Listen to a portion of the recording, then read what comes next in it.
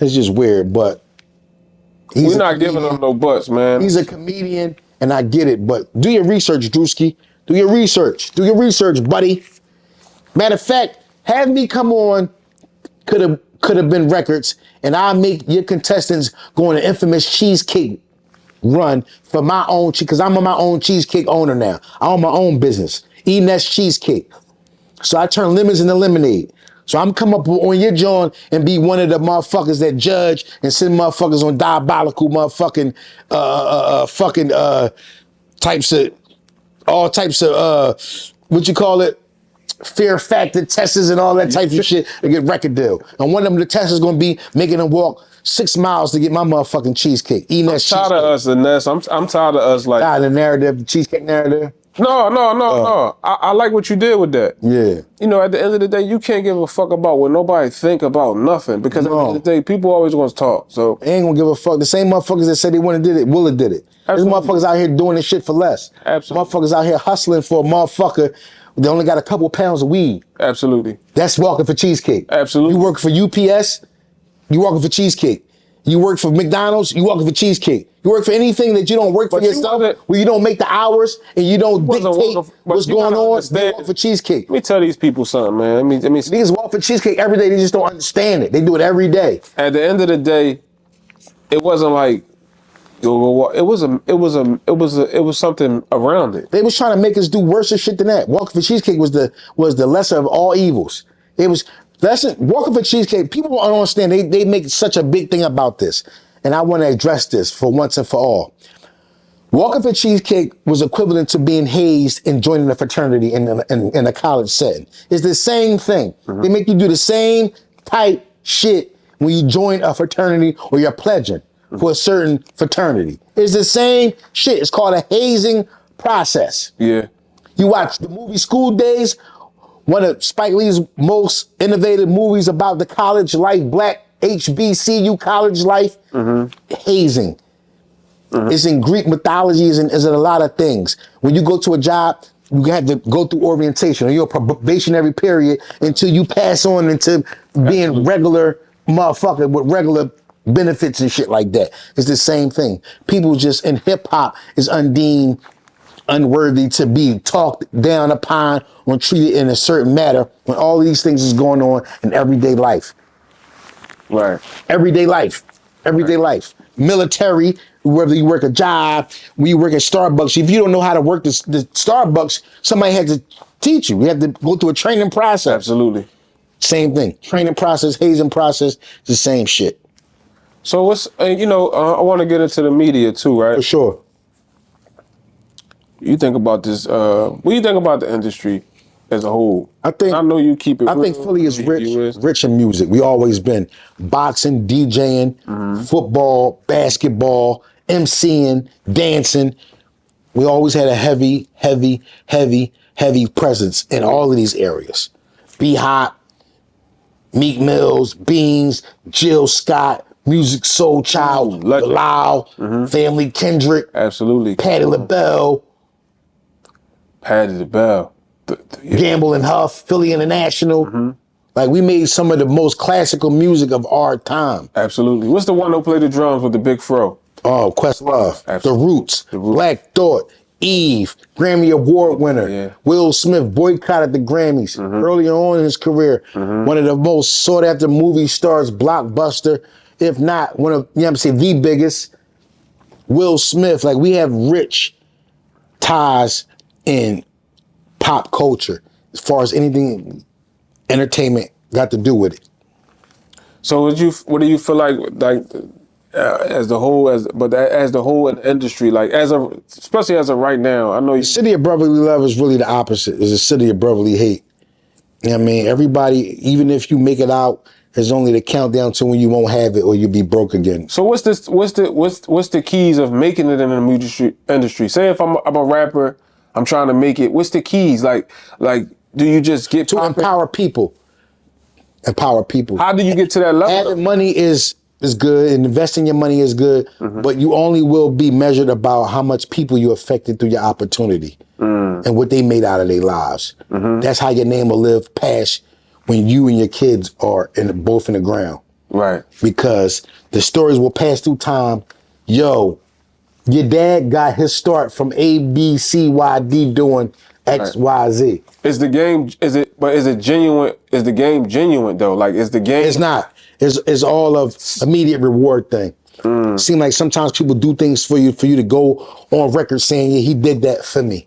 It's not how it used to be coming up in the 80s where I really fell in love with hip hop, where you just do shit genuinely to do it, and whatever blessings come from that, come from that. Yeah. It's like, it's the almost immediate reward. Get online and tell people, yeah, I mean, I didn't block your blessings, or I introduced you to my plug so you become what you always wanted to become. Damn, that's crazy.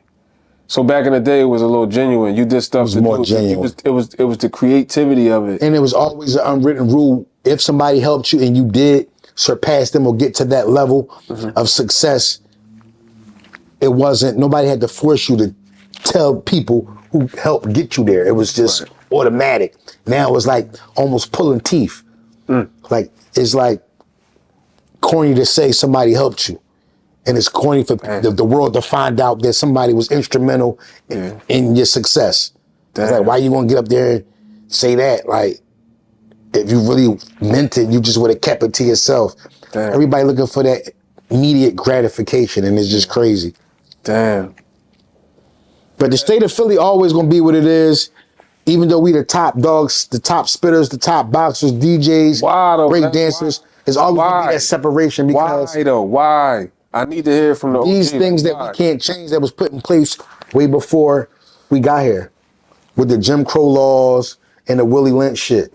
Put the dark-skinned nigga against the light-skinned nigga, the peasy-head nigga against the curly-haired nigga, the tall nigga against the short nigga, the light-skinned, you know what I mean? It's just what it is. And we fall for the banana in the tailpipe every time. It's up to us to stand up and recognize these problems and come together as a unit.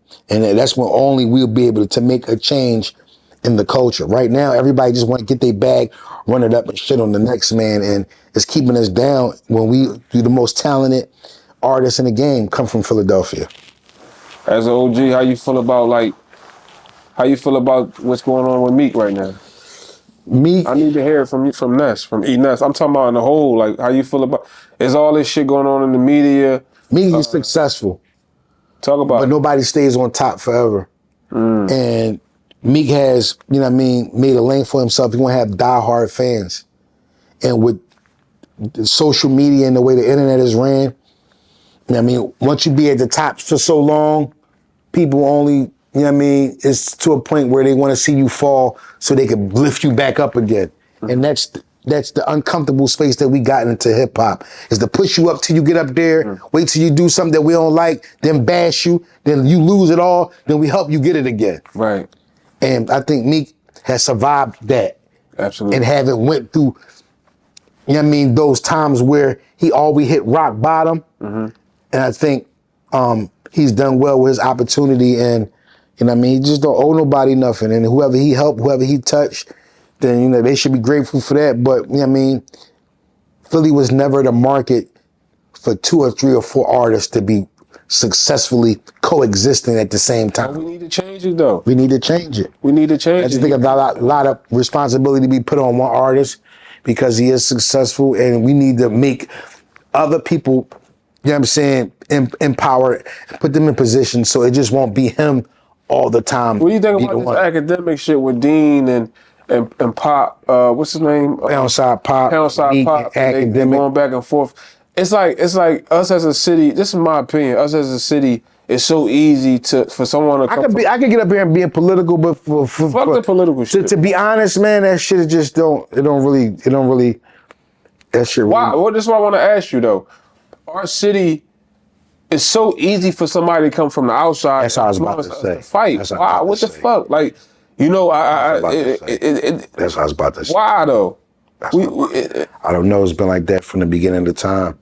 A lot of outside energies are able to come here and make the people that's already here, you know what I mean, go at it.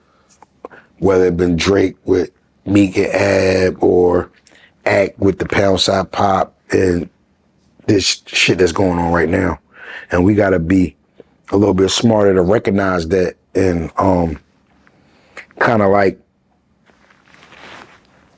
keep those energies out and kind of deal with it internally. Yeah.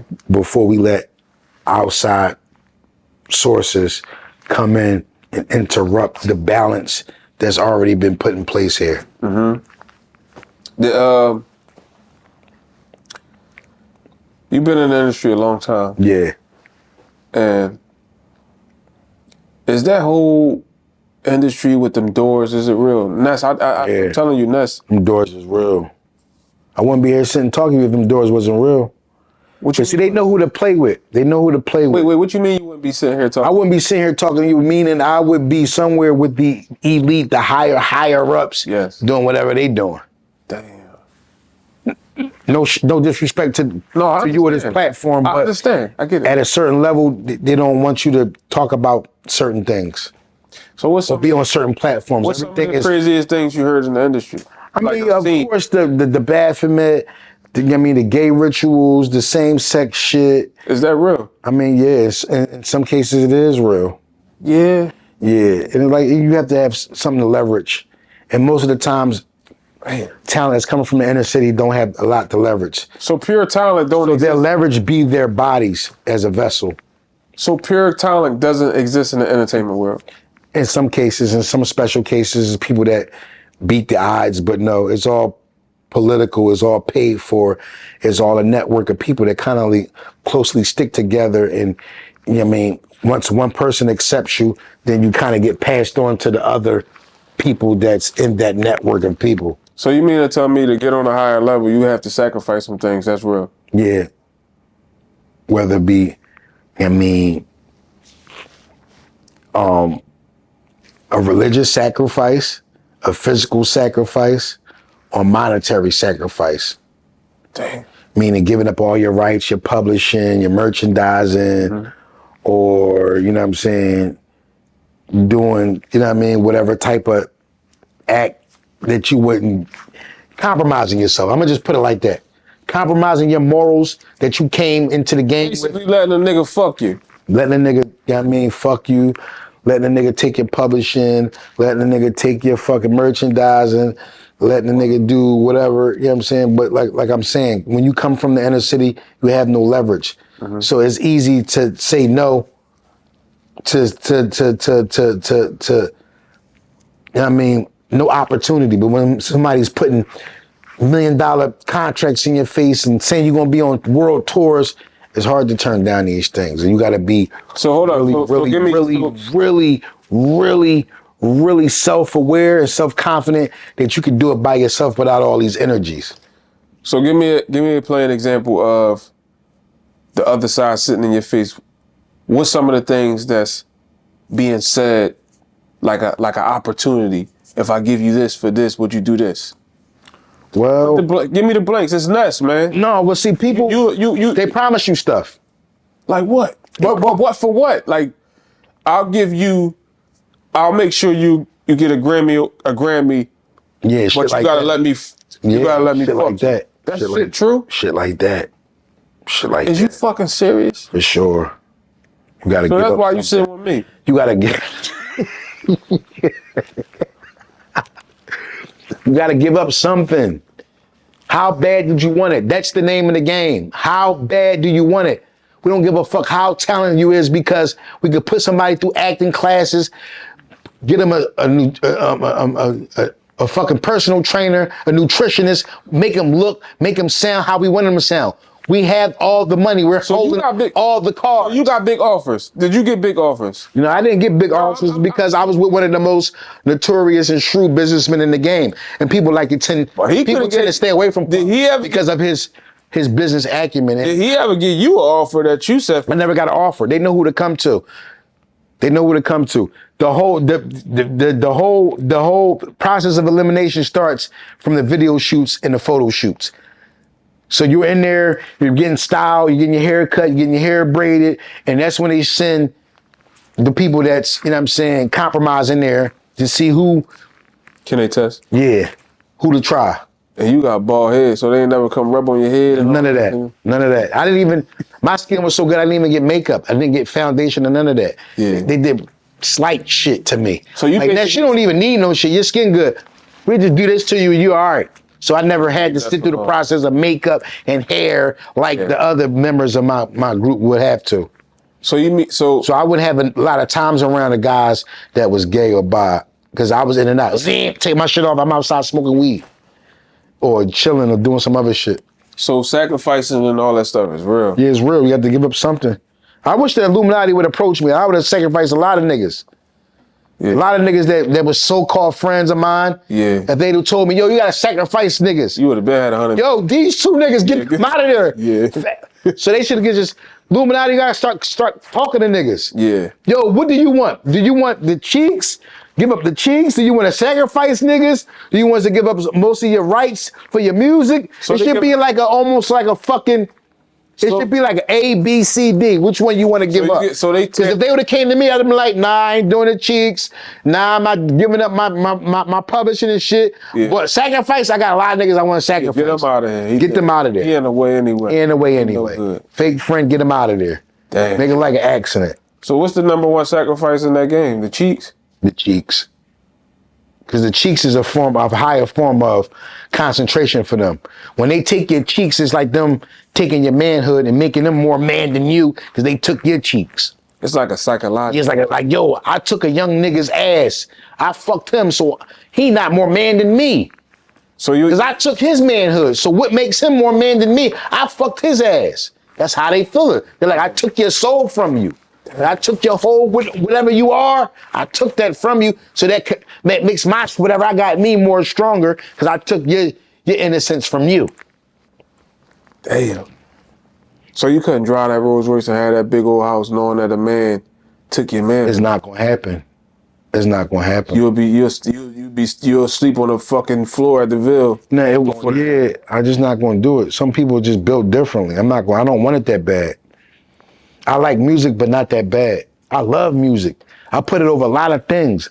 I'm not pulling over somebody putting a dick in or anywhere around me or in me or anywhere near me. I'm just not built like that. I was born in the late 70s. Like I was born to a man's man. Right. I wasn't born to a questionable nigga. And my mother come from a strong family where she was the firstborn and she had to, morals. Yeah, she had to take care of all her brothers and sisters. Yeah.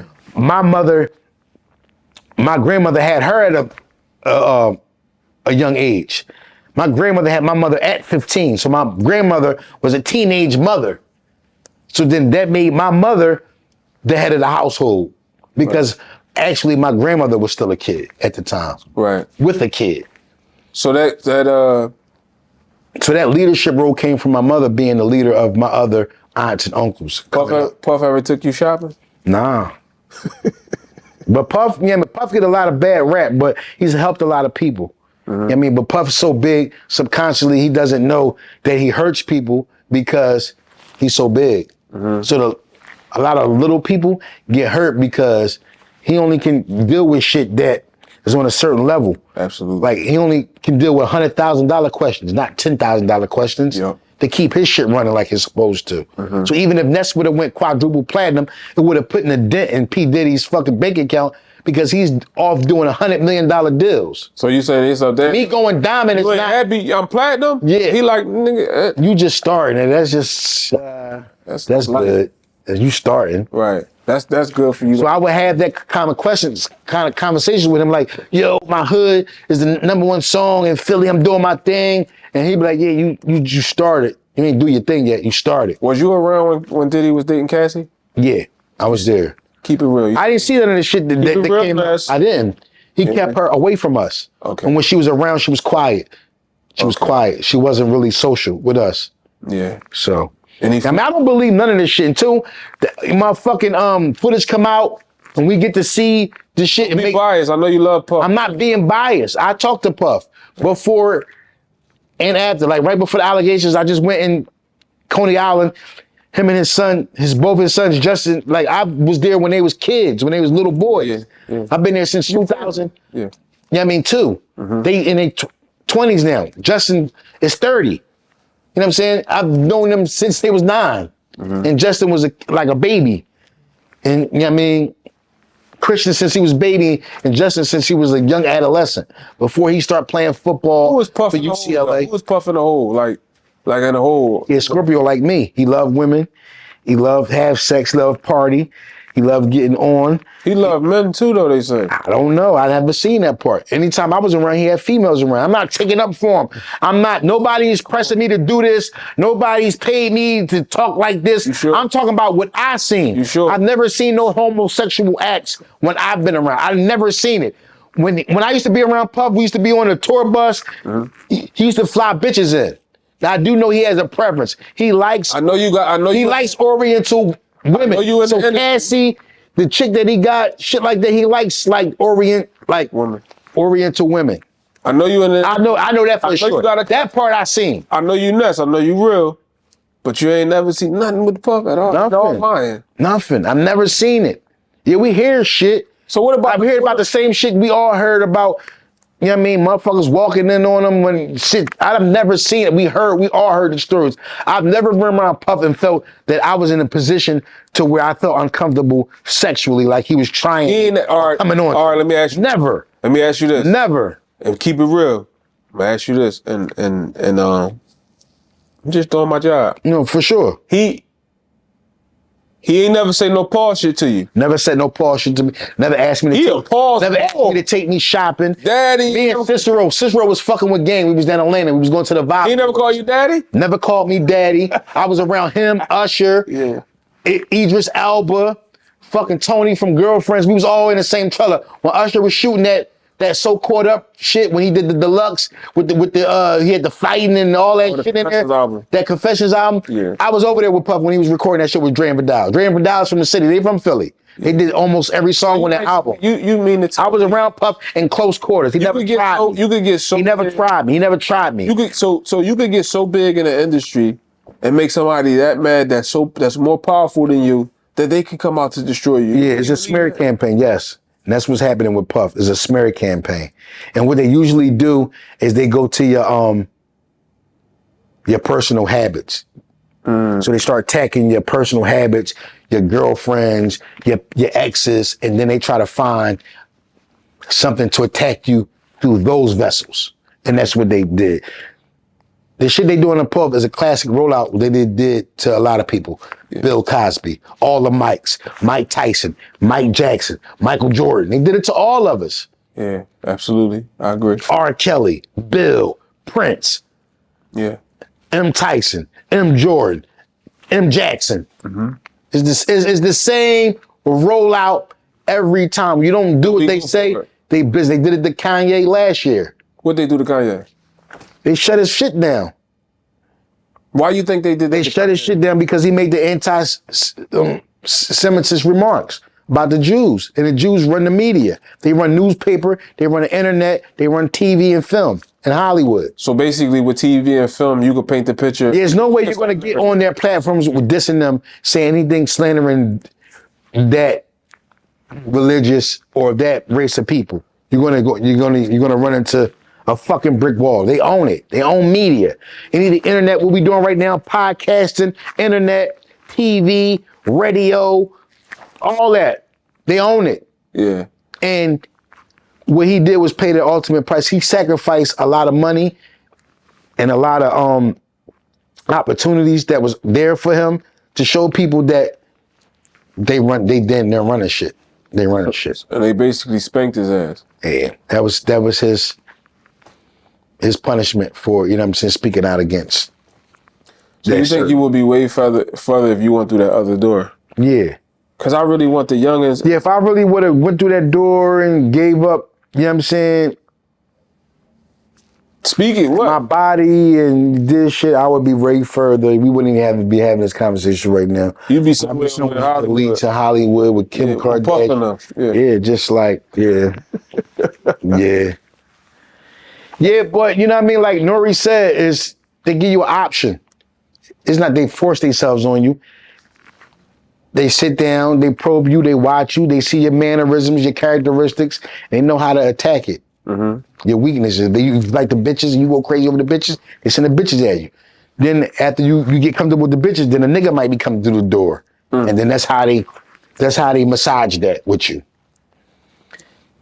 They sent all the bitches that you can fuck, and then after you didn't, all right, nigga, you done fuck all the bitches. Like, all the bad. then a nigga come in like, yo, what's up? You be like, all right, well, I done fucked all the bad bitches. Damn. Or they start having group sex, and then you start sword fighting with niggas that you don't like. You be like, how the fuck I end up here? I just had 2 bitches. Now it's 2 bitches and a nigga. Now it's 2 bitches and 2 niggas. You like, that's just how it happened. That's how they work it on you. But you got the Rolls Royce and the cars and all. Yeah, the Rolls Royce don't. House, all that. It hit different when you know you had a dick in your ass or a dick in your mouth. That's why I didn't want to get to that point where, yeah, those material things feel good, but it doesn't feel good when I know what I had to do to get it. Compromise your morals. Yeah, I don't want to have the big Rolls Royce and have all the drip in the big car, but of a nigga walking around saying he put his dick in my mouth or fuck me. Nah, that's just, I don't want that. I don't feel good as a man knowing that. I just don't. Some people might be susceptible to it because they don't want to go feel broke or go back to being broke or never want that feeling again. But I'd rather take being broke and having been uncompromised over the feeling of having and being able to, you know what I'm saying, have material success. The gay allegations against Meek Mill, you the OG of the city. What do you feel about that? Do it hurt you? I don't personally think Meek is gay, but I just personally think when you start detach yourself from the system, they'll do anything. It's a smear campaign because you're not being compliant with the system. So I don't think Meek is gay, but what I do think is him part ways with the majors and becoming. Think about that. That's independent. Talk about that. Competition. And they don't want you making the money. They'd rather you sign up with them and make money for them instead of making money on your own. Think about that. So it's a smear campaign. A lot of sense. Since he separated from the majors, we're gonna kill you that way you don't get nothing because you used this for all these years. We just rocking with you. Smear campaign. Are you gonna say fuck us? Meek Mills is going through the same smear campaign that Diddy has been going through for the past 6 months. That Kanye was going through. Why not put them together and smear them together, right? That's what they do.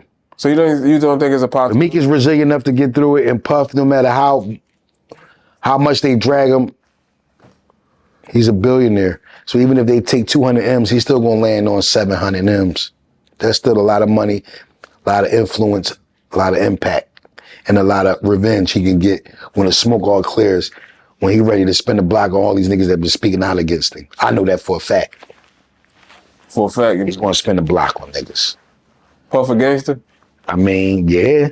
I mean, to what I've seen. Yeah. I ain't talking about this shit I haven't seen. I'm talking about me being in close quarters with him, niggas trying to press him, the shit he say, and how he carry it. Yeah. Now, other people might have different stories with Puff. I'm talking about when I was with him, I seen him stand tall, stand on business. And I haven't seen him shaken by a certain group of niggas that people would thought he would be shaken by, which is the street element. If you could say something, if you could say anything to, just as the OG to Meek, because the reason why I'm speaking on it, because there's so much in the media about that. Like the day I looked at my phone, I see them arguing. Yeah. If you could say anything to him about, because you on the opposite side of things. If you could say, I would say if anything, if I could do anything, I just wouldn't say anything. But it's fucked up because it worked for Jay-Z. Jay-Z never responded to anything. You're right. You're right. You're right. He never ever responded. He just worked. He just worked. Yeah. So it's a slippery slope. You know why I say that? Because now not responding is like almost admitting to what they're saying. Damn. That's the way the climate, internet, the way social media has been directed. It's like, if you don't say anything, the nigga's gonna continue playing with your name. And that's what Meek going through right now. They force him to respond when, you know what I mean? If you would have let it maybe slide maybe another day and a half, niggas wouldn't have been saying anything. Right. Because the shelf life for everything is so fast. Yeah. Motherfuckers, it'd be a scandal. Then you be like, oh shit, such and such happened. And then they like, all right, cool, that happened. Then the next scandal. Lil Baby was seen with somebody and it's not Jada. Right. Then they be talking about that. Right. Then they back to Meek. Then they back to Puff. Then they about to Kevin Gates. Then they on Yo Gotti. Then they on Academic. Then they on Whack 100. Yeah. Then they on Big U. Then they on Gilly. Then they on Wallow. Then they on Joe Buttons. It's you. Back in my day, you would have to rock out with a whole album for 6 months until you start thinking about another album coming out or another project. Now, album out, video out, it didn't sell, it's sold, it's lit, it's on, it's turned, it's not, next. Shelf life is so microwavable. Everything is so fast paced now. The way we receive music, the way we enjoy it, the way we celebrate it, and the way we get rid of it and get on to the next thing. You know what I mean? Drake probably think he couldn't survive the Adonis allegations. He then went on to put 21 Savage on, revive Dirk's career, give an alley-oop to Sexy Red, when probably at that time he didn't think he would overcome that. Like, damn, they hit me with that one. Yeah. Shit, niggas is tripping. That shit came. And look, it came and went. Now he done did 8 things after that. Absolutely. And niggas like, yo, he's still the guy. How you feel about Young Thug's situation? I think the price to pay. I think the price to pay when you don't give up your cheeks is go to jail. That's why I don't think Meek is gay. I think niggas tried to play with. I think Meek didn't do all the other shit, and that was his debt to be in that world. Motherfuckers gonna say. Some people gonna say. I think Thug, this is his punishment for not joining whatever other shit he didn't want to do. I think the price you pay is being incarcerated and having to see what come on the other side of that. Wyatt Duck Millie, Tory Lanez, Meek Mill, Young Thug, and now they going after the Yo Gotti. So you basically saying Yo Gotti got to make a decision. You gotta make a decision. They don't let him operate. This is crazy. Yeah, I mean, they don't let him operate for so long. He got successful artists under his imprint. They showing you. I'm giving you everything, brother. Giving you everything. Like Kat said, that comes with the deal. The self-destruct button. They make you when they ready to push that button. They pull a plug on you, and then it comes with the bag. So nobody never offered you no money to fuck you or nothing like that? Never. They don't even have to play with me because they won't have to kill me because I'm gonna expose it. So instead of killing me, they just let you fizzle out and then go back to obscurity. Damn. But with the help of the social media, I found a new life because people gonna like what they like, and you could be blackballed and people can keep you out of certain platforms and off certain networks and alliances with people, but people gonna like what they want and they gonna pay what they want, even if the whole industry is saying we don't fuck with this nigga. If 1 million motherfuckers is fucking with it and liking it and streaming the music and downloading the music and watching and following Instagram and buying the merch, there's nothing you can do. It's already is making money. So that has lowered over the years.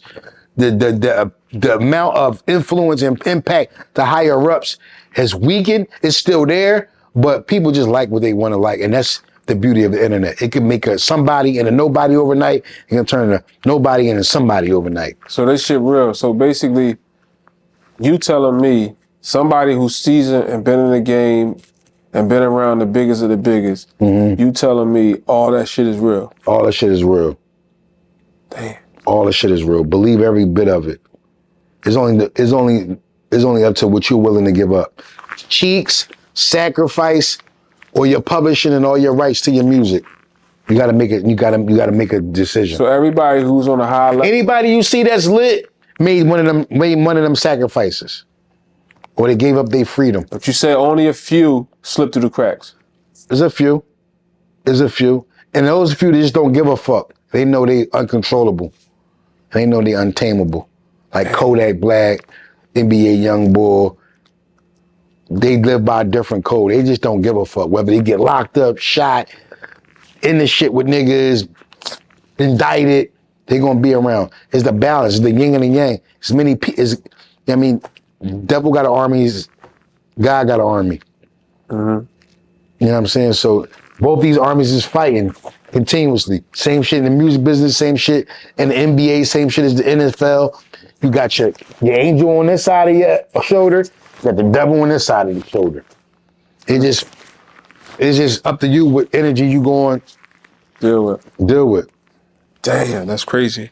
Yeah, but it's real, man. If you're gonna give up your cheeks, you're gonna give up your rights to your music, or you're gonna sacrifice something. And usually, you know, the niggas that do all three is the niggas that you see is the superstars. Damn. Yeah, it's called same sex. Like all these people are. Is that, you don't think that shit's sick though? Yeah, but look at the people that's already openly, I mean, with this shit.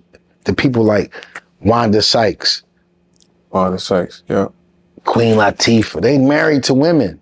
And you see how, when you with this shit, it's hard to make somebody compromise when you're already with the shit. I already like girls. I played a lesbian on Set It Off. In my real life, I fuck with women. Same thing with Missy Elliott. Why Missy Elliott ain't never get married? Why Queen Latifah ain't never get married or being with a man? MC Light, and these all dope females. And I'm not bashing them, I'm just telling you, when you with it, it's a little bit easier for you navigate through that world a little bit smoother than somebody that is not susceptible to having sex with the same sex. So what do you say about the straight women that's buzzing though? They gave up some shit. They had to suck some dick. They had to do some shit. They had to give up some type of shit. Look at Tierra Marie. She was supposed to be where Rihanna at. But something went wrong and she didn't pan out like Rihanna did. They was both on the same shit. They had Jay backing them.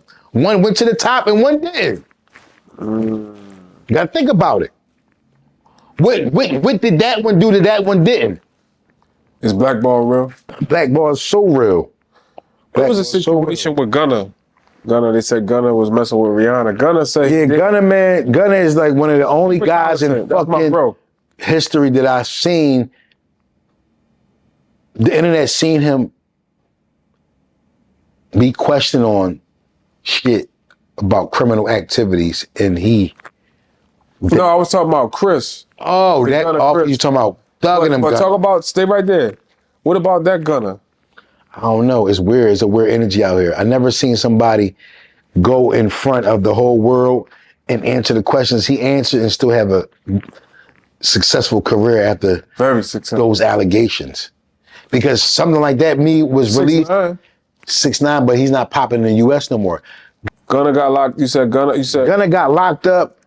We seen what he said when he was questioned about certain things about the indictment and came home off of it.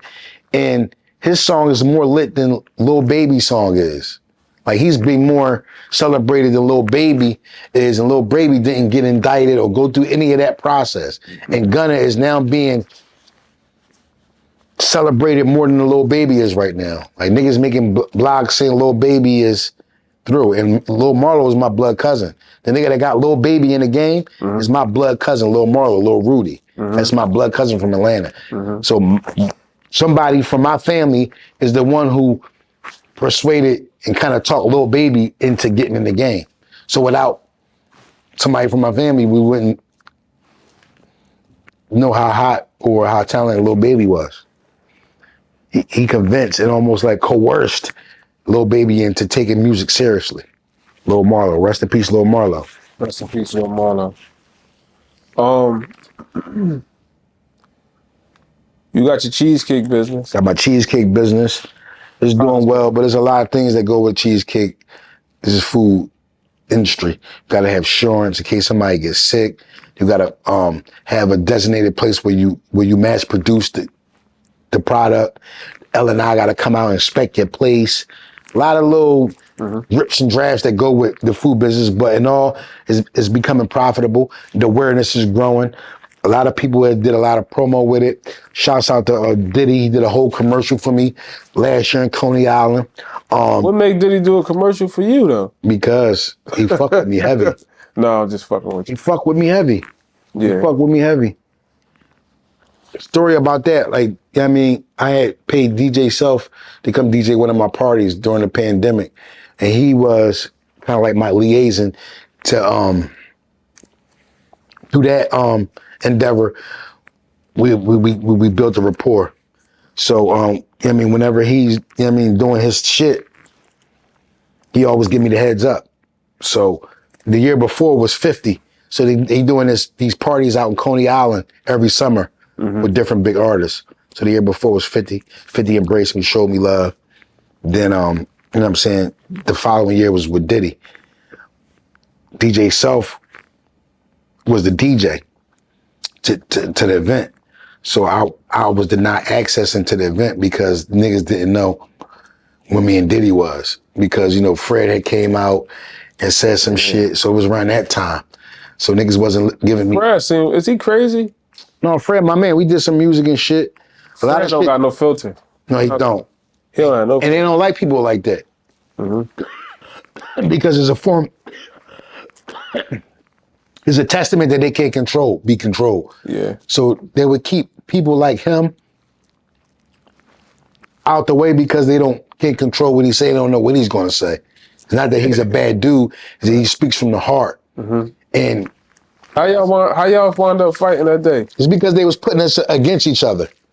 They was telling him stuff I was saying about him that wasn't true, and then they was telling him stuff that I was saying. So, and when we see each other, we'd be. Did you get paid from your music career? Yeah, we got paid $1,400 a week for 13 weeks every season. So we had 3 seasons. We had the first season where we tried out, second season where we got picked, and the third season where we went on tour and the album came out. That shit was going to your account every week. Every week, and then we got $500 per diem.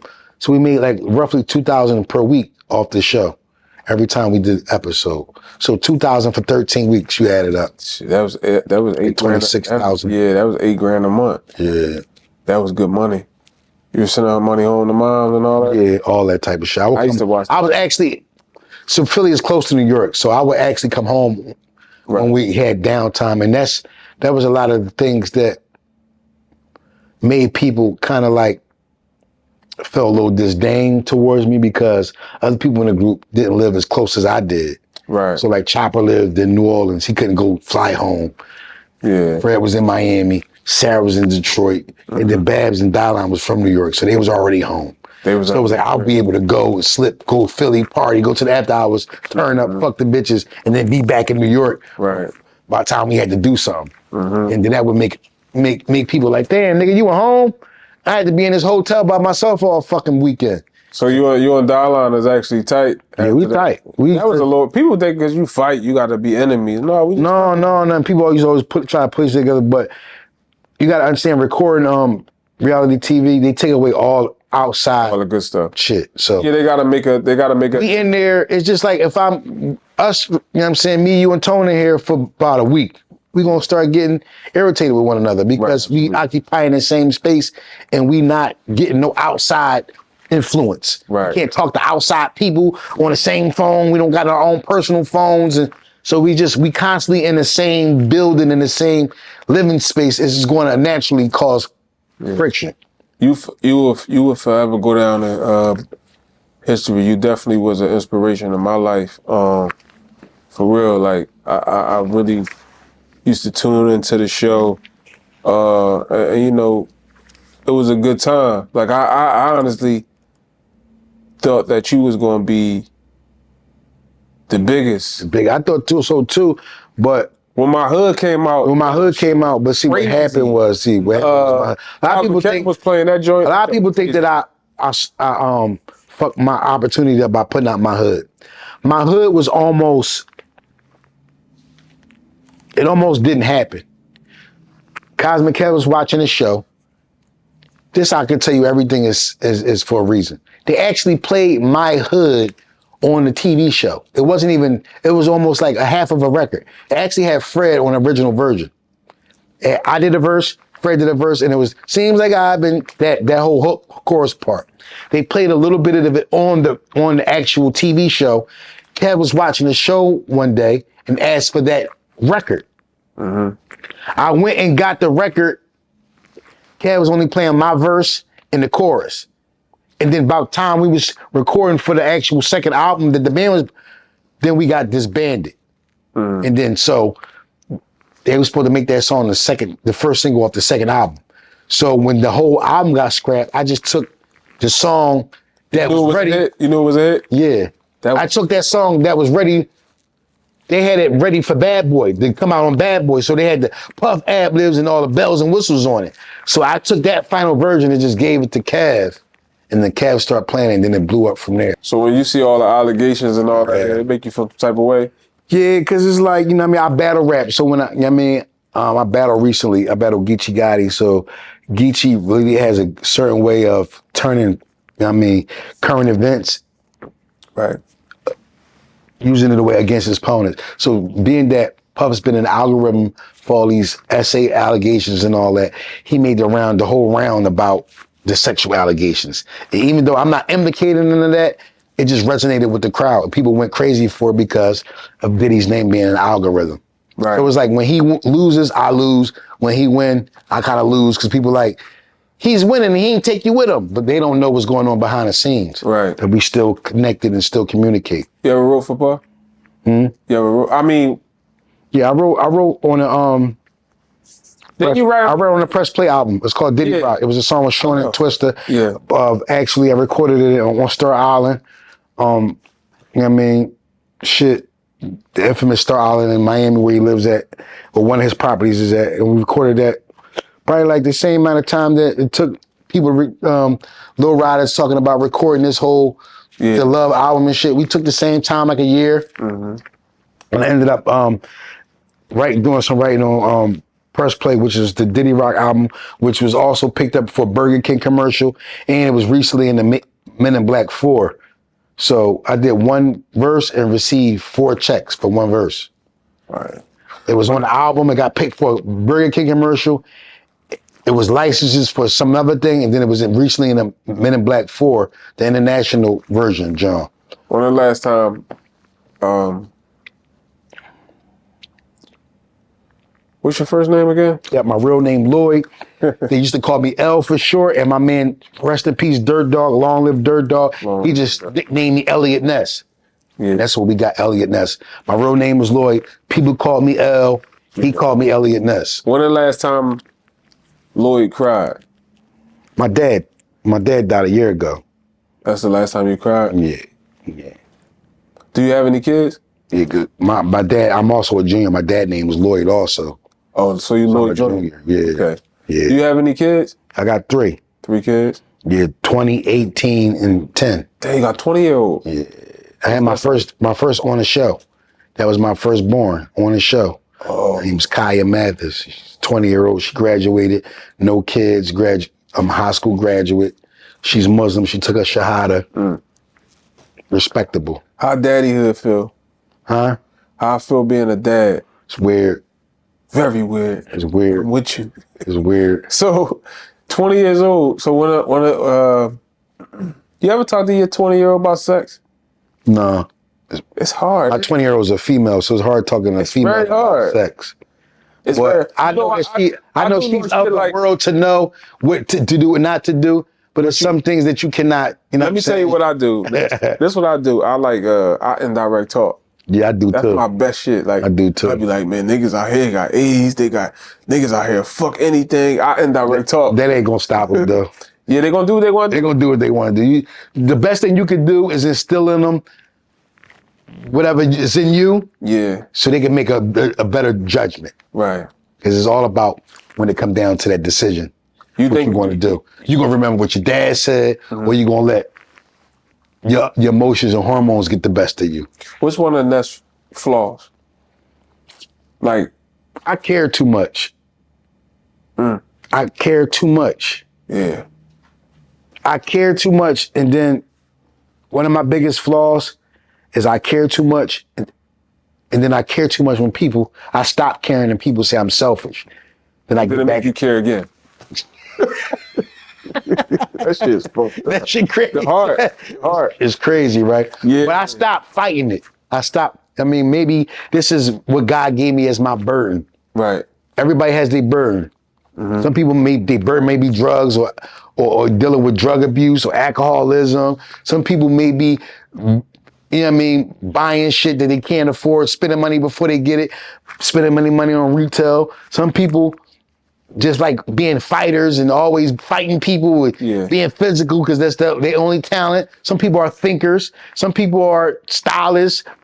They just love their appearance, so they just put everything in their appearance, how they look, their hair, their skin, their body, being in shape, their clothes.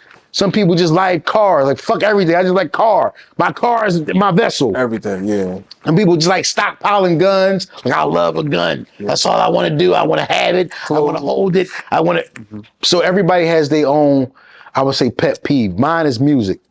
That's my Achilles heel. That's where I get to. It's therapy for me when I want to talk about issues I can't talk about.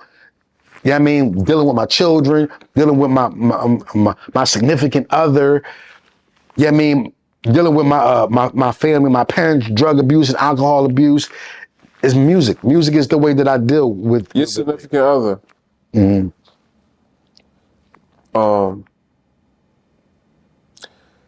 That's a lot for us. I feel like a lot. It's a lot. You gotta be with special, different women to deal with somebody in the entertainment business. There's always gonna be women around.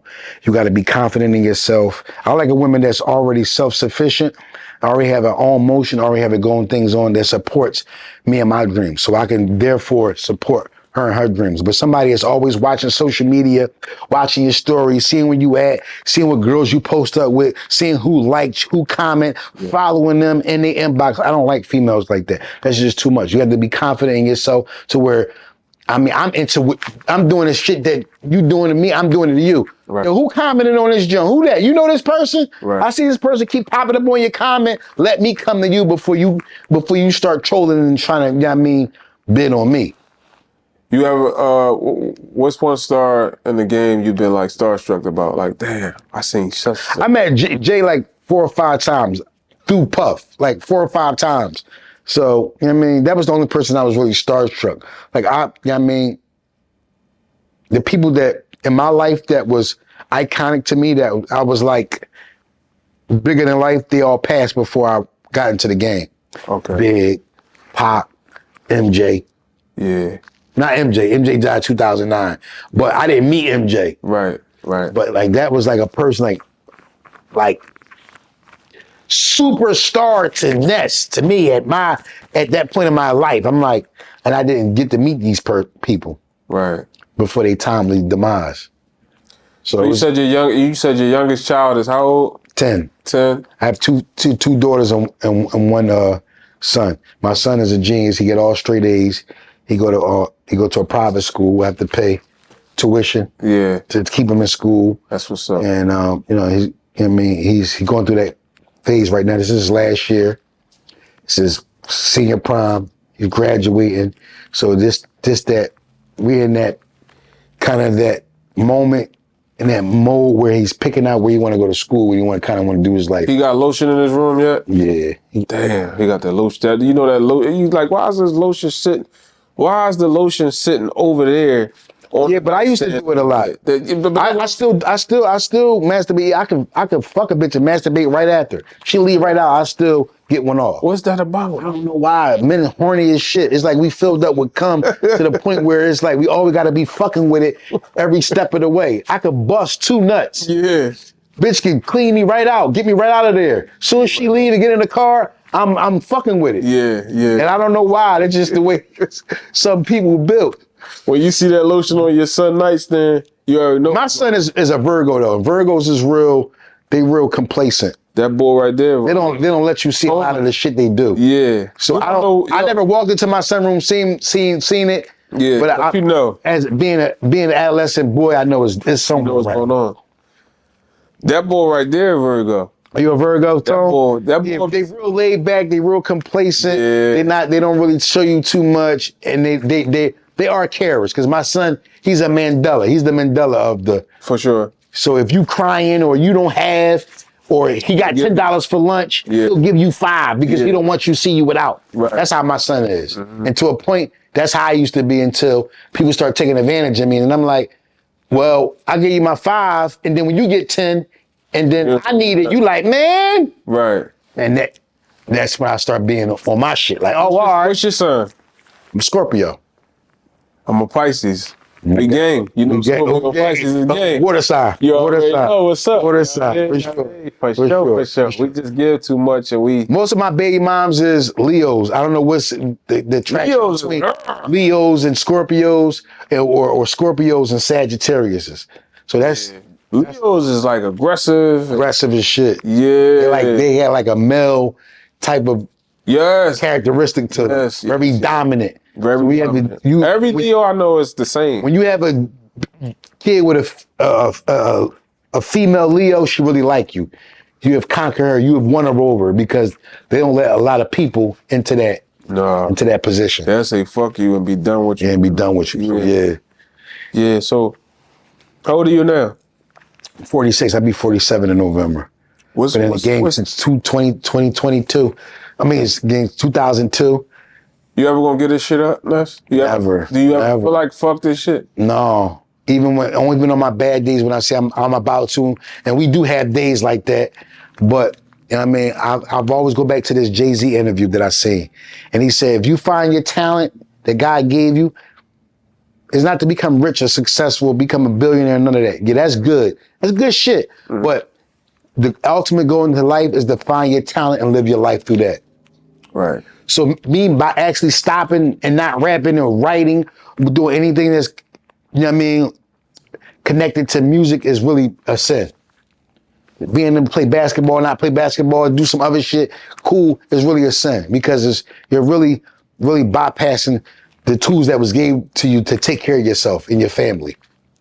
So not rapping is like Tyson not boxing or Jordan not dunking or Steph Curry not shooting threes. It's like almost symbolic with your whole existence. You ever seen somebody in the studio? Because when we born, we not nothing. I had to teach myself how to rap. I didn't just come out rapping. So you don't think I had to teach myself. You don't think nobody born with this? You are born. Listen. You are born. No. With. You can be a natural. I think people born. But you have to hone. I think LeBron was born with a gift. I think Stephen Curry was born. I think ENess. Listen, Ness, when you rap. But this is what I'm saying. When you in the military, are you born a killer? You have to be taught. I believe it's born killers. You had to be taught. You had to be trained. I think people born. You're not nothing. You didn't born. You wasn't born killing nobody. I think people. You had to go through certain shit to where you had to be put into certain circumstances and conditions. I think something in your soul. I think people are born gay. There's no way. I don't think so. Let me tell you why I think people born like that. So. You know, back in the day when you was gay, they used to say, they used to put you in a mental.